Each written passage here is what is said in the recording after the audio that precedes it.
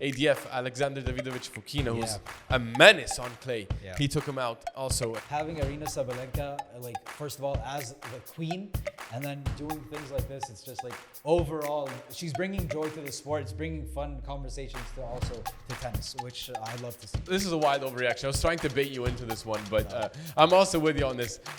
Casper Ruud is way too good. Yeah. He's way too good of a player. He's way too good on clay. He ran into a player playing the best week of tennis, maybe. Yannick Sinner back on the practice court. Yannick Sinner is back on courts. We are going to see him in less than, how many? In less than 10 days. It was disrespectful. It was classless. It was disgusting. It was arrogant. And she deserves all the hate she would get for that. It was absolutely disgusting.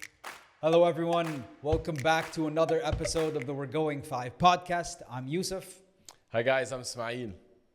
And as you guys can see, we don't have Rune with us today. Unfortunately, he couldn't be with us.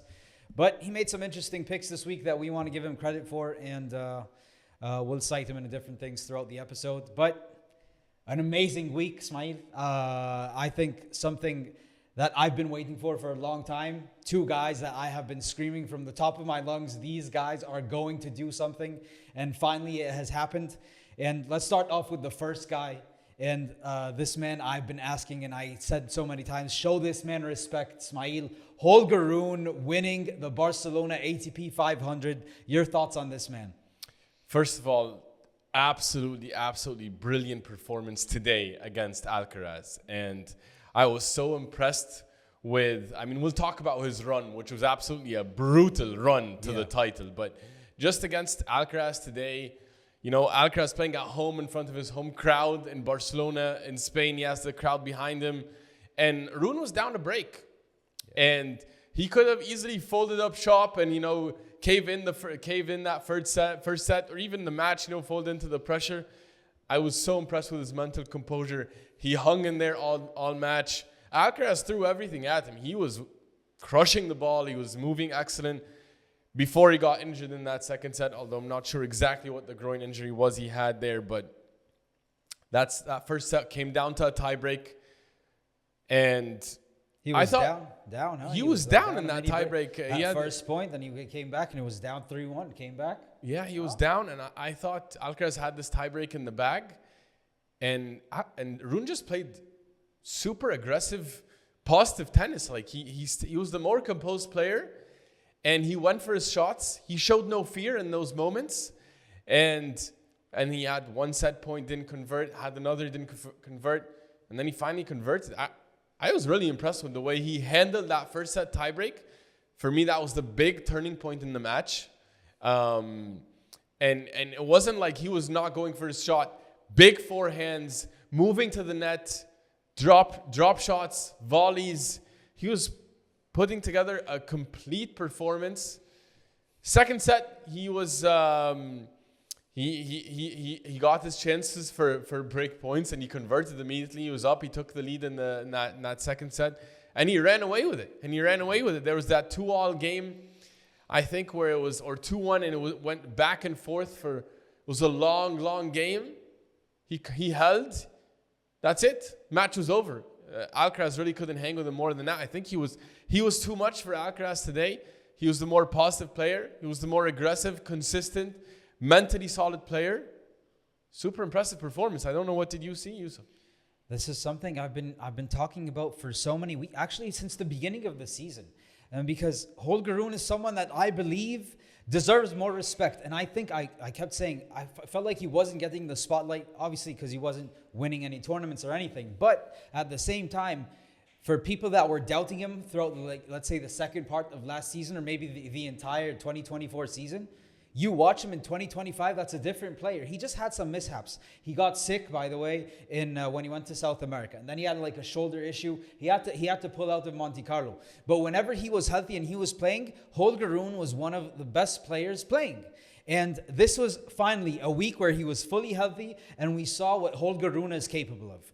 And the run, if you just want to go through the run, Let's go through the run, because it was an absolutely amazing run, I think. And he's going to be a candidate for Gladiator run of the year, because he took down Ramos Viñolas, who's a seasoned, impressive clay court in round one. Very tricky clay court. Not fun match to play in round one. Yeah. And then Sebastian Baez in round two, Who's the king of South American clay? The king of South American clay, and I think he has top 3 most wins on clay over the past year or two. Yeah, something like that. And then he takes down Casper Ruud, his Nordic Scandinavian rival. Defending champion and absolutely a menace on clay. He took him out 6-2, 6-4. That was a very impressive win. He beat him, took his place in the top 10 and knocked him out. Impressive performance. Then Khachanov, who was having a really nice run himself, also all the way to the semi there. Yeah. And then Alcaraz, who he had a losing head-to-head against, who he had never beaten him on a clay court. It was their first meeting though on clay. And 2-1 though, not that big of a but Holger Rune gets up. For amazing. These He got up. He got up for this match. I loved it. I expected him because Indian was finalist, right? We just saw that. I expected him to rise up for that occasion. I don't know what happened in that match. Because he rises up to the occasion, right? Yeah. We saw what he did, remember, in that insane run in Paris against Djokovic. Yeah, but to be fair, we haven't seen that since Paris, though. True. I know, but he gets up for these matches. And he got up today, and it was extremely well-deserved title win for him. And the fact that he had a really bad streak against top 5 guys. Yeah. 13 straight losses to them. To top 5 players. And he breaks that. I wasn't really aware of that before actually he won this match. I knew it wasn't good, but I didn't know it was 13 straight losses. And so he got that monkey off his back. And then and I think this is the time he's going to break free. And I loved everything from him this week. I love that he won this tournament and he beat Alcaraz in the final. I think it's going to be a big change because Holger Rune is a really important player for the future of tennis. We were talking about the big 3 and waiting for the big 3. I think for me, it's not only just that he beat Alcaraz, but how he did it. Yeah. He was not just playing counter-punching baseline tennis. He took it to him. He took it to him. He was aggressive. He moved forward. He was attacking the net, drop shots, drop volleys, being very aggressive, passing shots when Alcaraz was taking it to him. And when he had to play him defensively from the back and when he had to manage the points, he managed them. He managed that tiebreak superbly. It was an excellent job by him. And when he was getting tested by Alcaraz in that 3rd or 4th game when Alcaraz had many break points, he managed that. And once he did, it was cruise control from there because Alcaraz, I felt like, almost threw in the towel mentally after that game. And really, really impressive of how he did it. Also, the fact that Alcaraz looked injured, took a medical timeout, left the court, came back in. He remained mentally composed. He didn't allow that to even get him in any way. What did he do after that? He won the next 4 games, I think, or something like that. To end it 6-2. I love it. I love how he put together this match. And also you can see kind of the build-up. He talked about how he's finding his rhythm again. He made the mistake with taking on so many coaches, right? And he talked about that. And also, even if I want to point towards Australian Open when he lost to Sinner. Remember, Sinner was taking a timeout and it broke his rhythm. I'm telling you, and he has been showing great signs throughout the entire season. Yeah. He allowed it to break his concentration. Back into the top 10. Back in. And we need him. We need him in top 10. We need him higher. We said that he's going to be higher. I think we both predicted he's going to be top 5 potentially by the end of the year. And I think he's well on his way. Also, I have to say this is just the mental composure. I love it. I love the mental component that he's showing today. Well, that was an icon. I remember what I wanted to say. The fact that he ended Indian Wells in tears, and then today he gets the sweetness of victory. He can be in tears, but victory. You can see how happy he was in the entire team because winning tournaments is not an easy thing on the ATP Tour, and doing it the way he did was really special. Well, speaking of someone who needed a win, who needed a title run, we know Holger Rune needed, but some other guy needed it even more probably this week. And that's Sasha Zverev winning the Munich, finally a 500, an ATP 500, not 250. Wins that tournament, takes down Ben Shelton in the final. Ismaeel, your thoughts on Sasha Zverev, who you were not high on, my friend? No, I was absolutely not high on him. I told you coming in, I was really low on him. I felt the dip that he took. You said he's not making a final this year. Yeah, I really did, and I really believed so, and I was wrong on that, and I'm happy about that because we need him for tennis. But I said since the Sinner loss and that extremely negative emotional reaction, I thought he was just taking loss after loss after loss. But today, well, I thought the turning point for him in this tournament was a Greek sport. Yeah. That Greek sport match. Yeah. I watched that match very closely. Yeah. And he had chances to go away in that third set. Yeah. He had chances to go away in that Also second set tiebreak. Also, he's down and out. It's over. He was down now. He was down a set and down a break. Yeah. Sorry, he was down in the tiebreak. He's down a set and a break. And a break. And in the second set, tiebreak. Greek Sport had his chances.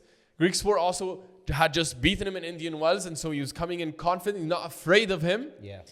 And I thought Greek Sport had him in the bag. And he was going to break him. And I thought if he loses here at home in Munich to the Greek Sport in this quarterfinal match, this is going to be absolutely devastating. Yeah. And he hung on.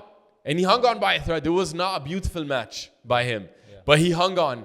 And then from Winning there... ugly, baby. Huh? Winning ugly. He won ugly. And that's what you need. And I think he needed such a mental battle match to get him back, his confidence back. He did. He hung on. He broke him in the third set. He took that third set against the Greek Sport. He ran through Bannerchan. And Shelton didn't really challenge him much. I felt today, at least from a tactical point of view, wasn't really there. And so he's back. He's back, and I think... What did I tell you guys? What did I tell you guys about Sasha? And again, you guys, you might say no, you didn't say that. But I said it's a flip of a switch. I feel like that's what he just needs, a flip of the switch, just to find that form back again, to just tap into that confidence. It's there. It's not like it's gone. It's just something needs to change. And as you said, that Greek Sport match, I believe that was the flip of the switch. We saw what he did in the semifinal and final, right? He cruised. Yeah. He cruised. It was easy. So he got over. I think Sasha is back. And it's, oh my God, we're going into this, the deep part of the clay swing, getting into the two masters that we have ahead, then the Roland Garros to end it all. Sasha back, Holger Rune rising, all of these things, Alcaraz doing good. We're going to talk about Novak in a bit. Sinner coming back. Oh my God. It's going to be absolutely fire. Oh my God. Absolutely fire. Also, back to number 2 in the world, huh? Yeah. Carlitos, because not winning that Barcelona Open. He's out. Sasha back into number 2. Well deserved. I think so. Good for him. Good for him. I mean, this was the perfect get-right tournament. Yeah. Like, on clay. At home. Slow clay in Munich, which he likes. At home. The draw. Not as stacked as Barcelona. Let's be fair about that. Yeah. His run, I wouldn't say it was an impressive run, but he did what he had to do. He did what I do. I mean, he had Alexander Muller in round 1. By the way, that's a tough match, I would say. That's a really good win. Altmaier, Greek Sport round 3. Maruchan in the semifinal. Maruchan did good, huh? Maruchan was playing well. And then Shelton in the final, and we'll talk about those guys in a second. But good to see him back, at least in the positive direction. Great to see I don't think we saw his best tennis, but we saw his confidence come back. It's all about the mental. We saw the confidence come back. The mental shift is going to be important for him moving forward. Yeah. Moving into a tournament he loves, by the way. He loves Madrid, huh? That was his home before Alcaraz and started dominating that. Yeah. Yeah. Well, also honorable mention here, we have Elina Svitolina winning the WA 250 in Rouen, taking down Danilovic. We saw that second set tiebreak. It was going back and forth. Mama power again. Another mama winning a tournament. Love to see it. Have we seen as many moms win tournaments as we have this year? There must be some kind of record for. There's so many mom titles between Svitolina and Bencic and Osaka trying to come back. Osaka has been to me the one that always I can look at and like that is the mom of moms. It was Kim Clijsters. Yeah. Kim Clijsters, to me, I just remember that she had kids. I was young and like, oh, she had a baby. She's back. Oh, she's winning slams. Yeah, so Kim Clijsters to me. So shout out to Kim Clijsters being the goat of mamas, I would say. That was impressive. Yeah. And lastly, we have Stuttgart still going on, huh? We have a final. We're going to get into something interesting that happened there. A few interesting things. But we have the final. It's Sabalenka against Ostapenko. Ismaeel, the final hasn't been played yet. You want to make a pick? Yeah, I'm going to take Sabalenka just because she's playing really well right now, although Ostapenko is not an easy out on clay. But I'm going to go with Sabalenka here. Roland Garros champ, huh? Yeah. We're going to talk about that. Yeah. But, Sabalenka's been wanting this tournament for so long. She keeps saying, I want that Porsche. I want that Porsche. and now that I kept losing to world number ones, maybe if I beat I'm world number one now. So maybe it's my time to win it.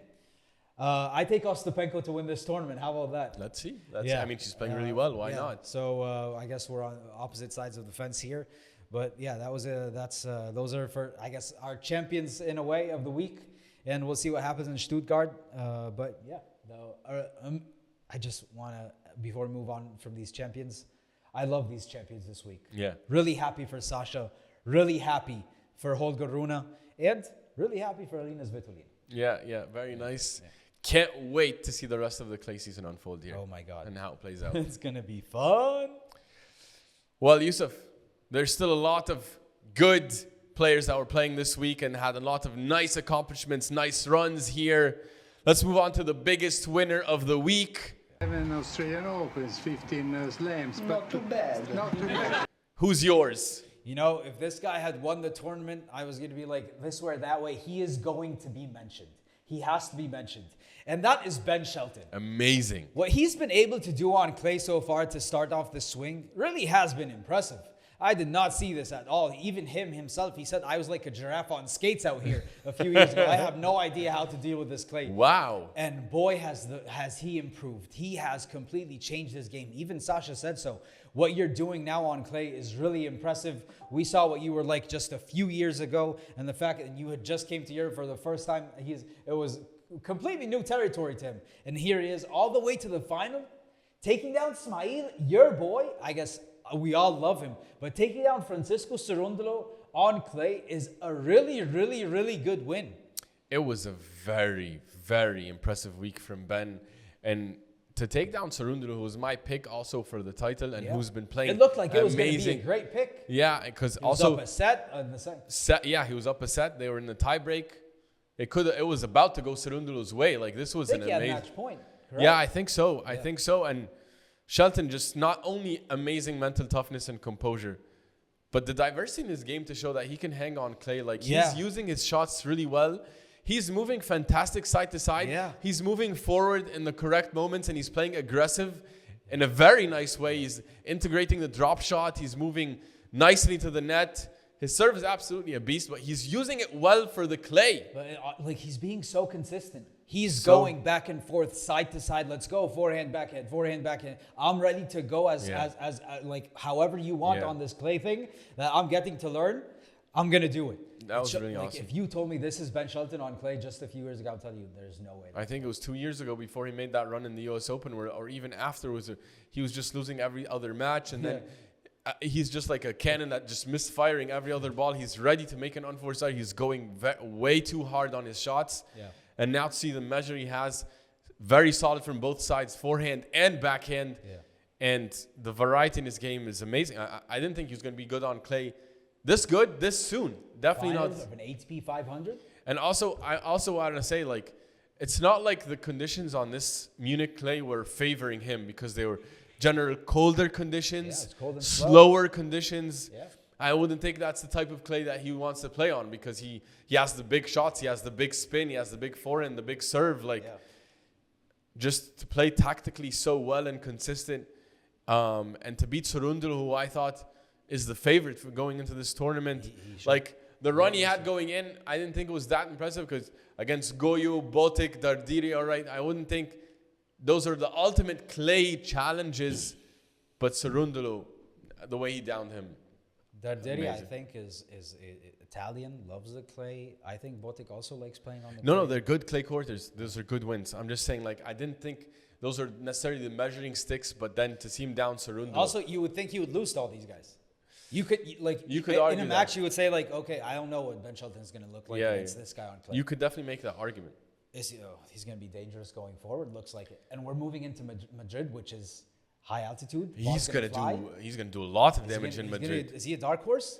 But yeah, and just the stat about Ben Shelton is he's the first American to ever make a semifinal of an ATP 500 on clay. I couldn't believe the stat when I saw it. It's unbelievable. That's okay. No one?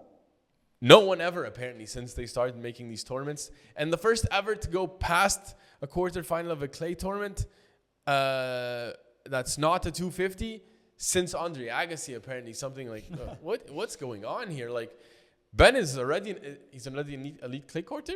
or as elite as the Americans have ever had. He's the man. He's the man. He's the man. So impressive. So impressive. Yeah. Well, we have other guys. Who do you have? That was my biggest winner. I know you talked about him. I mean, I would have but also. We have other biggest winners that you wanted to mention some other. Yeah, guy. I want to mention Karen Khachanov because he made a nice run to the semifinals as well here, and you know his run to the title might not be impressive, but for me it is. Run to the semis. Run to the semis. He got Cameron Norrie in the first round, which is no easy pickings because even though he's not informed, still not an easy first round match. Jaime Munar, all right, who is an excellent clay court player from the Rafa Nadal Academy, and who had a nice first round. We had someone here in the office who picked him to win it. Yeah, TSH Jimmy loves Jaime Munar, so he was also really high on him, and so that was a nice, impressive win from Khachanov, and then he took down Yousef, your boy. You're a big fan favorite of his. ADF, Alexander Davidovich Fokina, who's a menace on clay. Yeah. He took him out also. And so, very nice deep run here from Khachanov. And for me, it's not really a really impressive one from Khachanov because I have him rated so much higher. Yeah. So for me, like Karen Khachanov is a guy who's capable of. He should be one of the favorites to win these type of tournaments. But that's because I rate him so highly. Well, he's former world number 3 also. Yeah, but so for me, I wouldn't say, oh, this is so impressive from Khachanov, only because I see him in a much higher regard. Yeah. Well, and then he goes out to the champion, although Holger Rune managed him quite well, 6-3, 6-2. He took him out fairly convincingly, but nonetheless, the run was still impressive to see Khachanov back in the semi. Yeah, that's nice. And he's going to be a problem on clay. The clay is really, really spicy season card. Stacked. Absolutely stacked. We're moving into Madrid, and I have no idea what's going to happen. Yeah. We're going to make our picks in the end of the episode. I have yet to make mine. I promise you guys. Yeah. I do not know what I'm going to go with. Yeah. Anyone honorable mention? Fabian Marochan, making all the way to the semis in Munich. Yeah, you have to give him credit because making the semis. To me, he's the Alcaraz killer. He's the Alcaraz killer, Fabian Marochan. But he's becoming more than that, isn't he? Huh? He's winning good matches. He's taking down guys. He took down Humbert on his way, and then taking down Zizou Bergs. And Zizou Bergs is so 2 good wins. Huh? Zizou Bergs is for me the player I'm waiting to explode, and he just keeps teasing me. He's just not like I can't see why. You have a love-hate relationship with Zizou I do. I'm such a big fan, and then he lets me down too often because I hold him in such a high regard, but. Marochan playing really well, has a very big forehand, and we know that he has that touch, and his serve is quite solid as well. So, Marochan a problem. I wonder how I can go if he can string together some nice wins here on clay. He likes the clay. He does. He's gonna be fun to watch here in this clay season as well. Yeah, that's gonna be interesting. Gonna be very fun to see. Yeah. Well, those are our biggest winners. You guys let us know if you have other biggest winners this week. And share it with us in the comments. Okay, guys, moving on. In honor of Rune Ismaeel. Dudes, cool dude moment of the week. Oh my God, so much energy in this return. I love it for my story, Roach. Oh my God. Ismaeel, what's your cool dude moment of the week?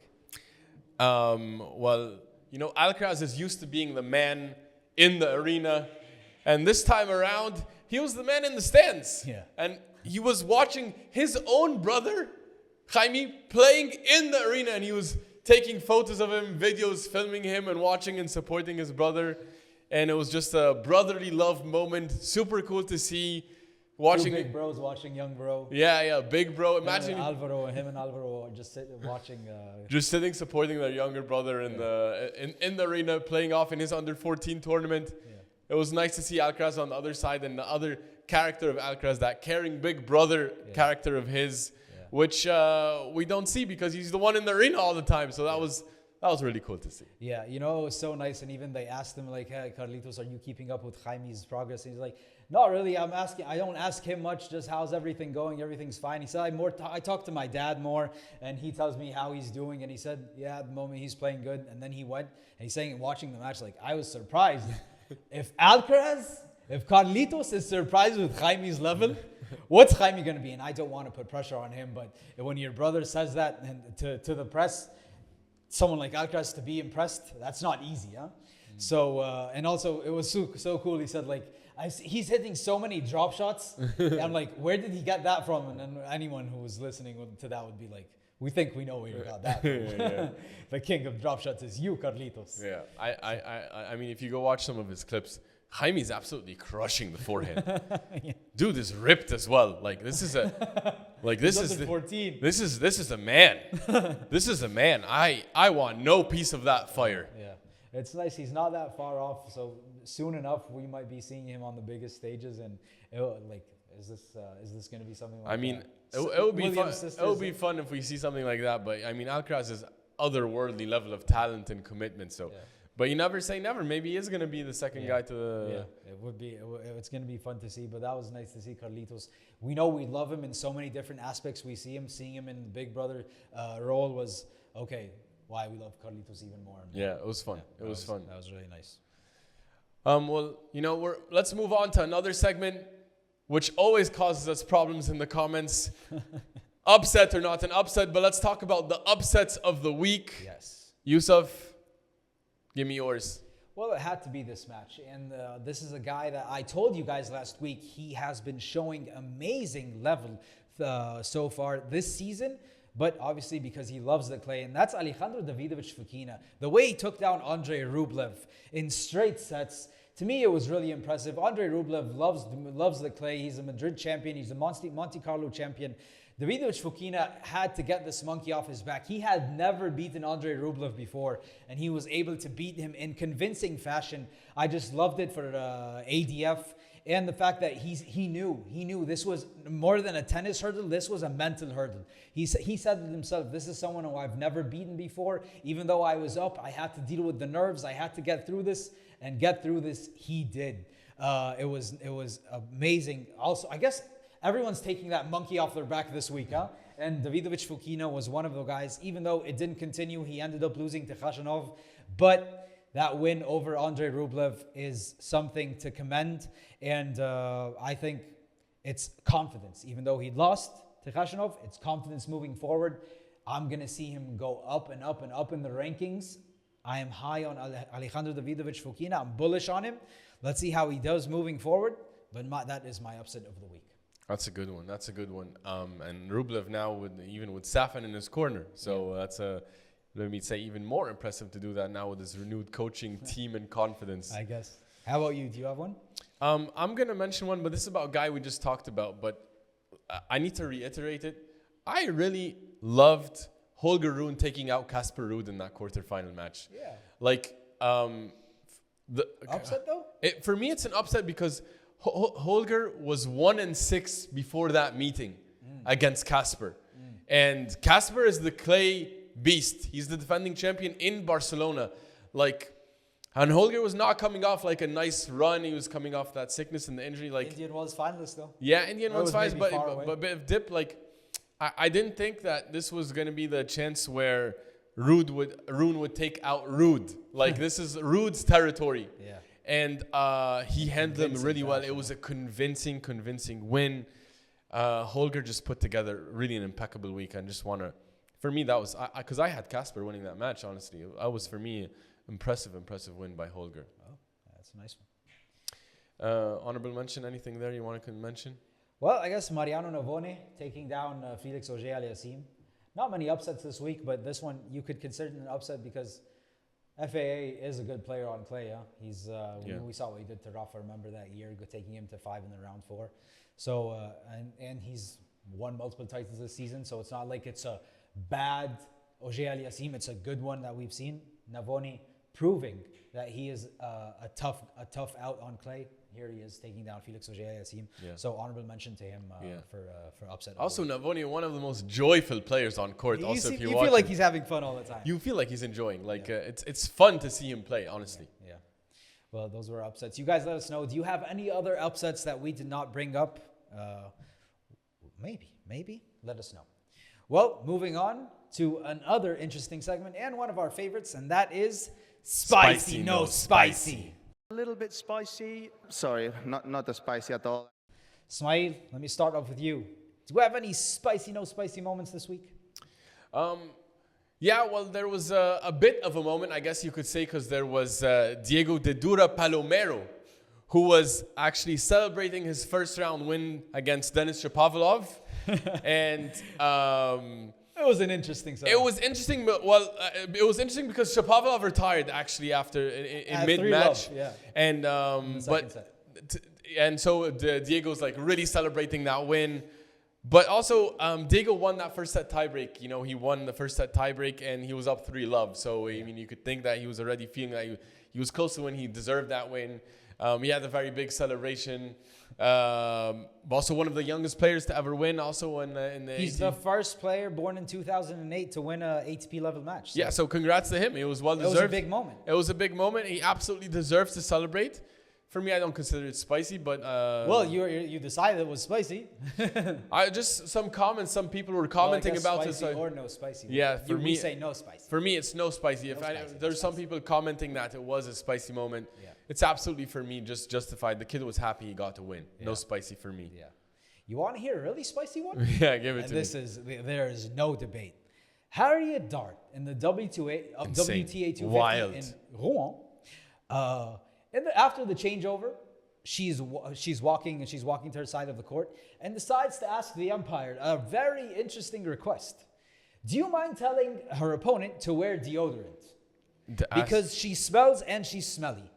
And that was one of the wildest things. Like if you ask Disgusting. me, if you can ask me, and we actually dropped a video. Like if you guys won't imagine what Harriet Dart's about to say to the umpire, and then you say that comes out of your mouth.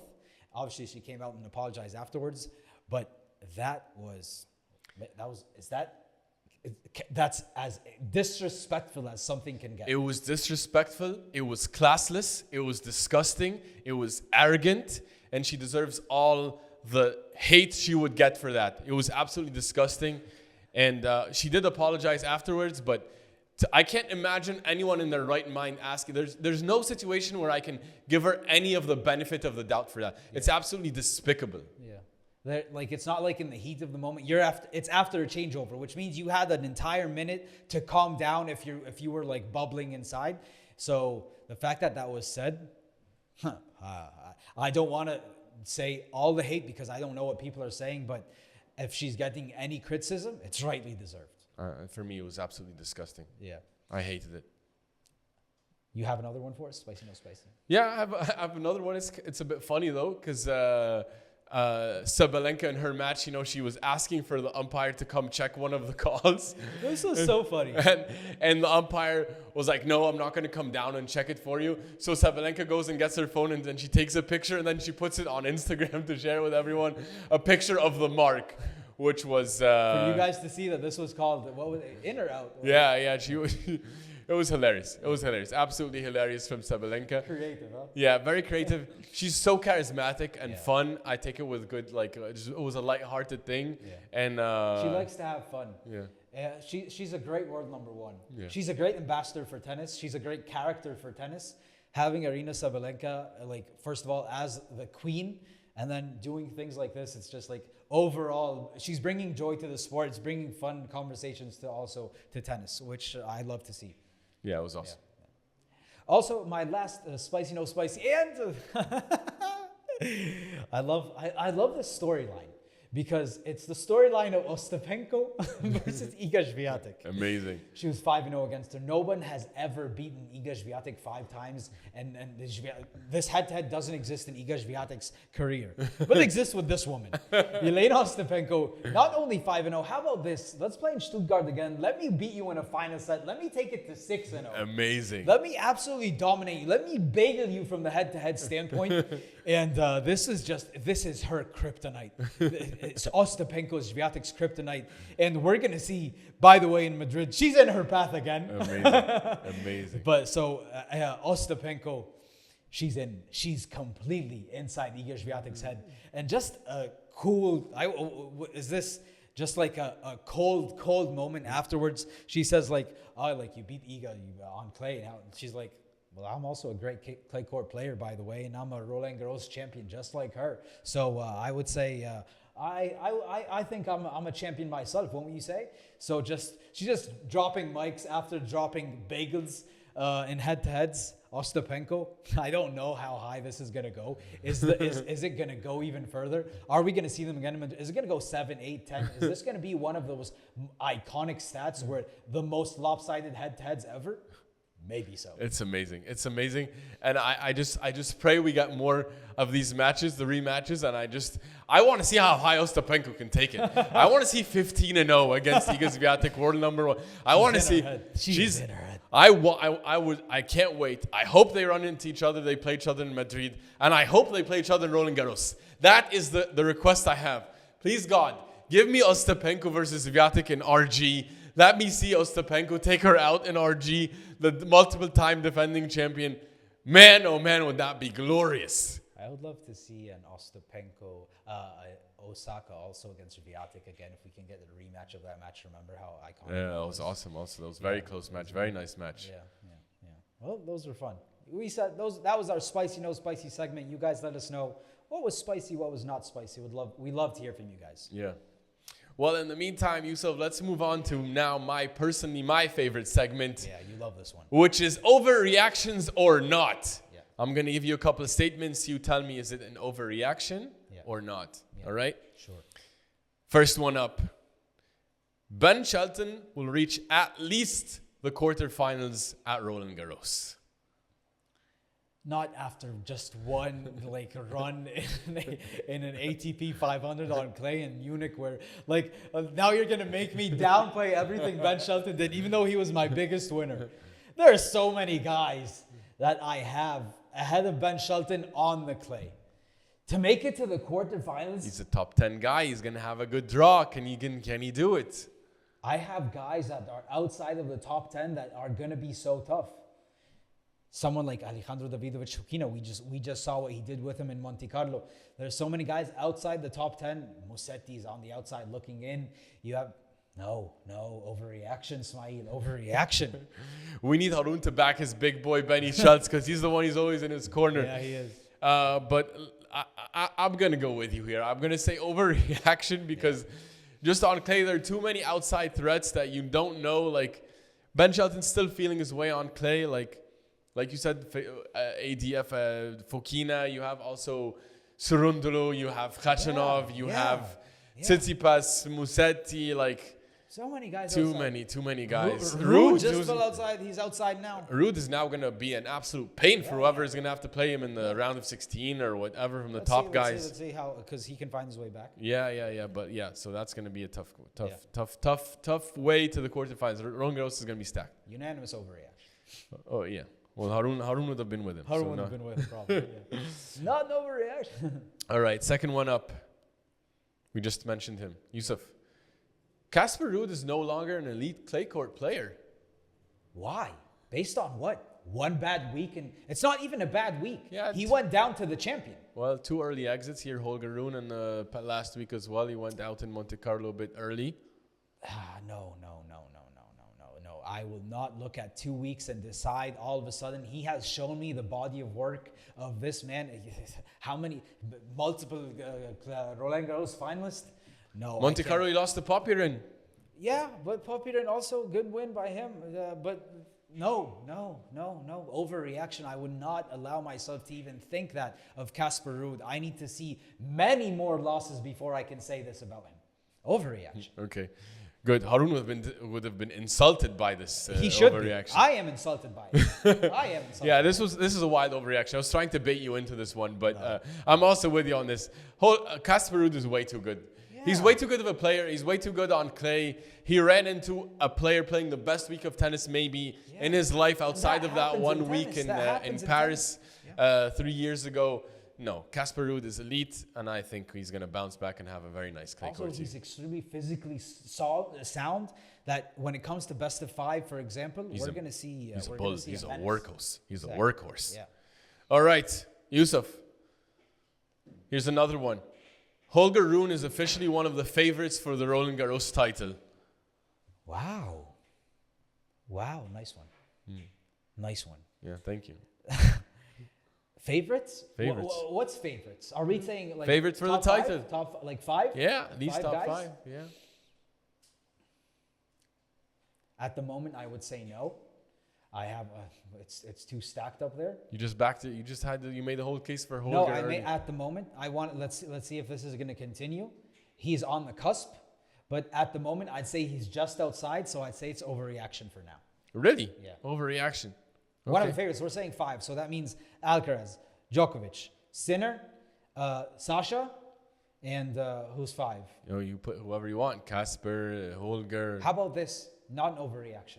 Holger Rune, I'd put him at 5. Yeah. So you have him as a favorite for the title. Yeah, I'd say yes.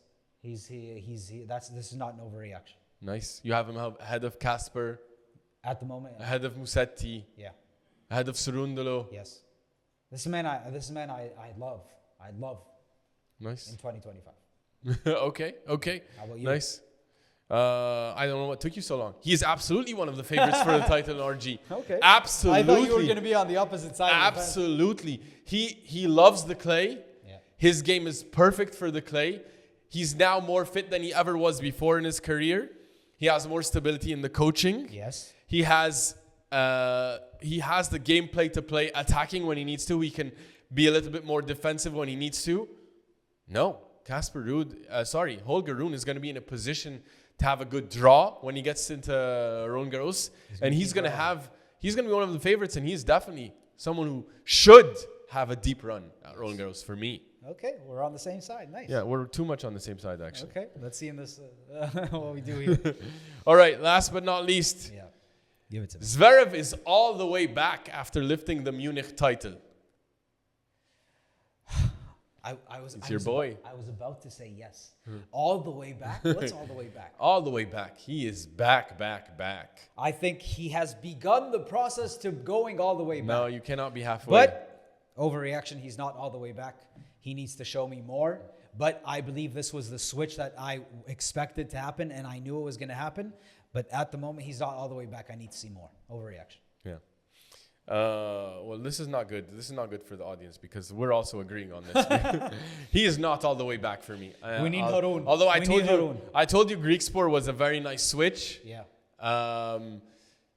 I'm going to counter and just say he didn't play anyone who I would consider elite tier on clay for this title. It was the perfect get back. But you can't take right. anything away from him. No, for I that. can't. He But beat he who didn't. he had to beat. He didn't play anyone who is you would consider a problem on clay. Yeah. At all. So let's see if he can back this up in Madrid. Yeah. But for the most part, he's not all the way back for me. Began the process. Yeah. So let's see. All right, guys. Let's move on to an update on the next gen.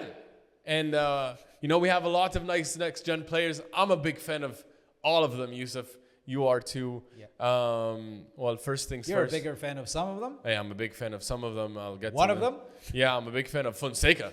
I'm a big fan. Joao Fonseca. He's going to be playing Madrid. Nobody's going to want to play this man in that altitude in Madrid. Let me tell you that. His forehand is absolutely going to be flying. We might see the first 200 kilometers per hour forehand in the history of man. Okay.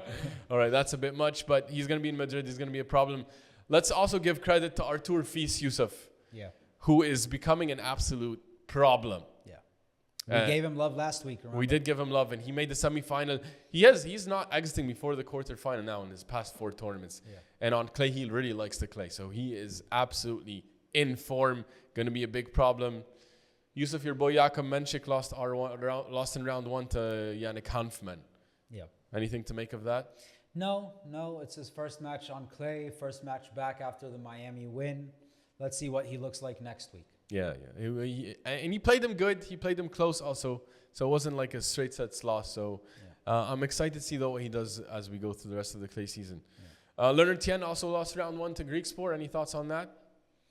No, Greek Sport is someone that we're very high on. We even said he's capable of reaching the top 10 at some point, touching it. So no, Leonard Tien at such a young age, losing to Greek Sport who's playing really good tennis. No problem whatsoever. Yeah. Also, he was coming from the qualies, so he qualified from the qualies, and he played an informed Greek Sport. Yeah. Leonard Tien is looking good. Yeah. So the next gen, fun stuff, and we're gonna have I think all of them in Madrid. So this is we're gonna see a lot of these guys moving forward because we have big draws moving into Madrid, as you said, moving into Roland Garros to end the clay swing. Also, we have some other interesting news, and the man, the king, the GOAT, decided to go to Madrid early, huh? He's there now. He's practicing. The tournament's not yet begun, but he's there. Who's by his side? Yeah. Sir Andy Murray. How do you feel about that, Ismaeel? Yeah, well, I like it because he needs to build that form on clay, and he needs many matches on clay, and so he's showing that he's focused now. he's dedicated, which I like. I love to see.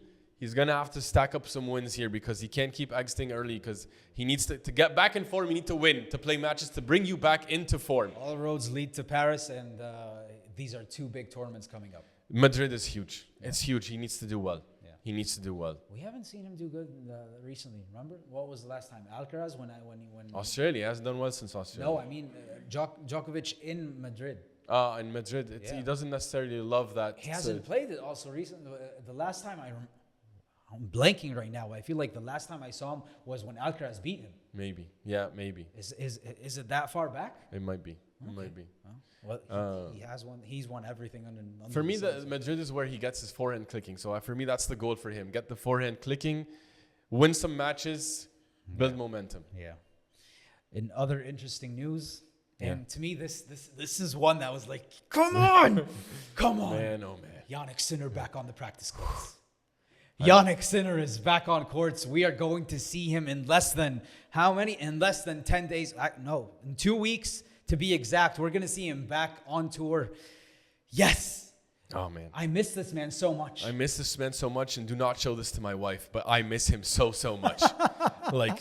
I love watching him play tennis. Yeah. It is an absolute joy. And I'm almost grateful that he took a break off so then I can appreciate him even more when he comes back. Yeah. I think we all as tennis fans need to appreciate how high his level is, and how consistent this man is. He is the modern Novak Djokovic. It is amazing. He would have dominated these last 3 months. He would have torched these dudes. He took a mid-season break to probably tweak things, fine-tune things. Oh my God, what's going to happen going forward? I do not know.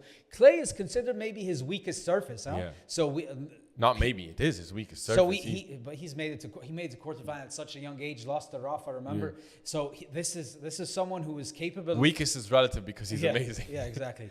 But Yannick Sinner, oh my God. I cannot wait to see this man back playing. You saw the clip we posted on TSH Tennis. Yeah. He was just absolutely firing rockets off of both wings. His ground strokes are so smooth. Amazing. So smooth. I think I don't know for sure, but Alcaraz adjusted his backhand for his backhand prep to not be so loopy and to be like a more direct, like lower prep. I think it's directly trying to copy Sinner's backhand technique, because he needs to match this super quick pace coming at him, and he needs a compacted type of prep. And you're watching the type of pace he's generating off the forehand and backhand with such a short backswing. It's unbelievable. Yeah, it's unbelievable. And he was practicing with Jack Draper, huh? Yes, which is something. He was just practicing today with Jack Draper. So they're helping. They're good. Iron buddies. Is sharpening iron. That's also, if anything, that's also points to Jack Draper, because Jack Draper is going to be also. For an entire week, you can just go toe to toe with the best player on earth. So love it. Oh my God! I cannot wait to have Sinner. I cannot wait to see this man. Rome is gonna be insanity personified. It's gonna be madness. It's gonna be madness. He has me looking forward to Rome so badly. Badly. Oh man! It's gonna be. Imagine if we get like a juicy Alcaraz Sinner match. All of them get into their best form at the same time. Yeah. So we can lead up to the pinnacle, which is Roland Garros. Man. Are you guys as hyped as me? Oh, man. It's going to be amazing. It's going to be amazing. It's going to be amazing. Yeah. Awesome. Well, Yousef, we're moving now to the end of this show. Yeah. And before we move on to the predictions, let's talk about where we were right, where we were wrong. First things first, where we were right. Me and you were not right anyway, right? But Harun, I will give you credit, even though you're not here. Harun had Zverev winning the title. Yes, he did. Well done to you. Picked him when he was in down and out. He picked Zverev. He decided to, what was it?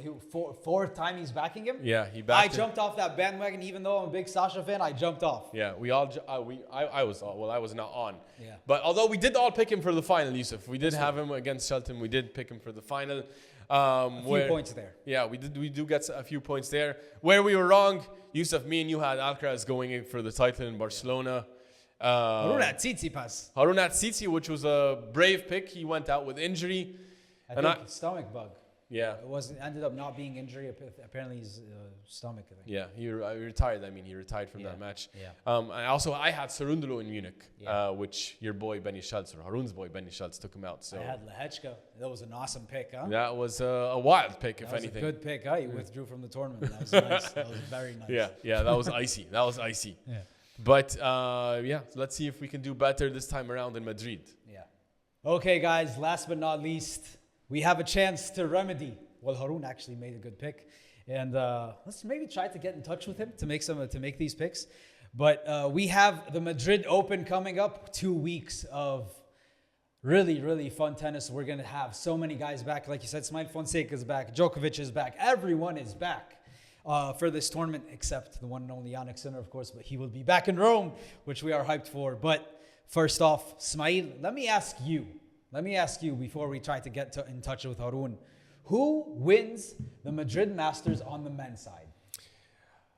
This has been the Alcaraz Invitational for the past couple years. He's coming in with a groin injury. Sasha's coming back in Rublev's form. the defending champ. And Rublev is the defending champ. True, that is correct.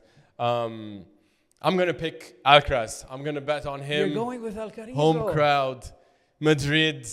If this injury is not too severe, let me go with Alcaraz. Very nice pick. Yeah. Very nice pick. I hope it is a nice pick. Yeah. You know who I'm going to go with? Yeah. I told you this man just flipped the switch. Uh-oh. I told you this man loves Madrid. Uh-oh. I told you he's on his way back. Uh-oh. And he's going to have a chance. It's a long draw. That means he's going to have many, many matches to find his form back. Alexander Zverev wins the Madrid Open yet again. Wow. That is my pick for this tournament. That is a brave pick. Yes. We're missing Harun. Let's see if we can get Harun on the line. Yes, try. And let's have Harun's pick here coming into the fold. All right, we have Harun here on the line. Harun, make your picks for the Madrid Masters final. Who's going to lift the title on the men's side? I'm going to have to go with this one. I'm going to have to go with Sasha Zverev. He's finally back. Confidence is there. There we go. Sasha Zverev. Sasha's back. Sasha's here, guys. Yousef, he's going with you. He's taking Sasha for the title. All right. He's going with me. Then I don't want to change my pick. Too late. You're going with Yousef. All right. On the women's side, Harun, who do you have? That's a tricky one. I'm going to have to go. I don't love this pick, but I have to go with Iga. I feel like she loves clay. Wow. I have Okay. to go with Iga. Okay. Yeah. There you did. You heard it first from Harun. All right, Yousef. Thanks, Harun. We got it. Yousef, who are you going to take on the women's side? Oh, tick-tock on the clock. Tick-tock on the clock. Arina Sabalenka takes home the Madrid Open. Loses in Stuttgart, I believe. We'll find out. But takes home the Madrid Open and another WTA 1000 title for the Queen, the Tiger, Arina Sabalenka. Wow, that's a very nice pick. How about you? Well, I was actually going to go Sabalenka, but I don't like picking the same pick. Let's make it juicy. Make it juicy. Let's make it fun. Let's make it make it interesting. fun. A rising superstar here. Let me go with Mira Andreeva for the title here in Madrid. That is just out of left field. It is, but you know what? I believe in her. I love to watch her play, and I think these conditions suit her, actually, so I don't see why not. Ooh, okay. Let's go with Mira. Let's go, Mira. Let's go, Mira. Okay, let's hear what you guys have to say. Who do you guys have winning these tournaments? Really fun tournaments coming up. 2 weeks of amazing tennis. Yeah, awesome. All right, guys, that wraps up another episode of the We're Going 5 podcast powered by TSH Tennis. This has been a fun week of the clay season, and we have another fun week coming up in Madrid. Subscribe so you can get all your tennis news here at the TSH Tennis YouTube channel. And let us know what you think about our takes in the comments. And see you next week. Auf geht's, Sasha! Vamos! Let's see you next week. Have a good night. Good night. Good night. Very good night.